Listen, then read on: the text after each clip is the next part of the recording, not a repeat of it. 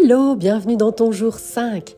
As-tu déjà remarqué que quand tu tournes en rond, quand tu doutes, quand tu procrastines, quand tu te sens dépassé, quand tu ne sais pas très bien dans quelle direction aller, très souvent, c'est parce qu'il y a de la peur. La peur est une émotion, un sentiment, qui est parfois conscient, parfois inconscient, et qui nous met souvent des bâtons dans les roues. Alors, la peur, cette émotion, elle vient de nos pensées. Quelles sont les pensées qui les engendrent ? Pourquoi est-ce que j'ai peur ? De quoi est-ce que j'ai peur ? Est-ce que j'ai peur de réussir, d'échouer ? J'ai peut-être peur de couper la relation, j'ai peur de ne pas plaire, j'ai peur de ne pas être aimé, d'être rejeté, d'être abandonné. J'ai peur parfois de l'expérience humaine, avec tout ce que ça a de confortable, mais aussi d'inconfortable.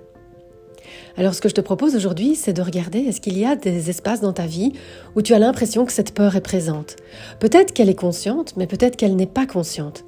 Et donc, je t'invite à juste prendre le temps de regarder, de revenir à toi, de revenir en toi et de sentir s'il y a des domaines dans ta vie où tu as l'impression que tu n'arrives pas à aller jusqu'au bout de ce que tu aimerais.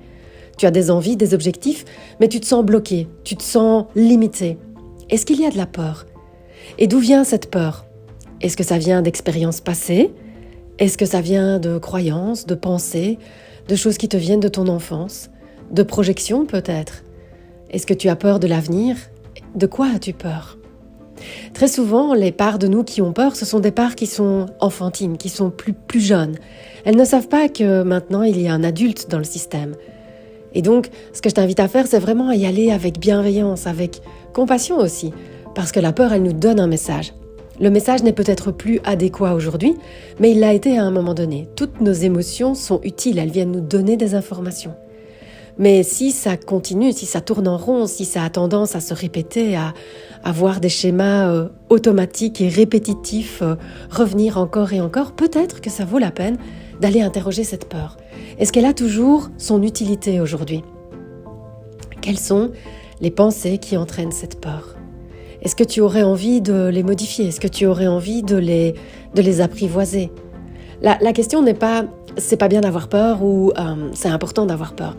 C'est juste que dans certaines situations, la peur va t'apporter quelque chose et dans d'autres situations, c'est juste un vieux schéma qui se répète encore et encore et qui t'empêche d'aller là où tu as envie d'aller.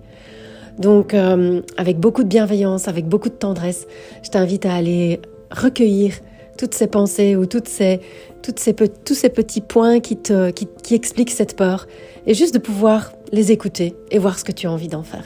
Je te souhaite une belle journée. À demain.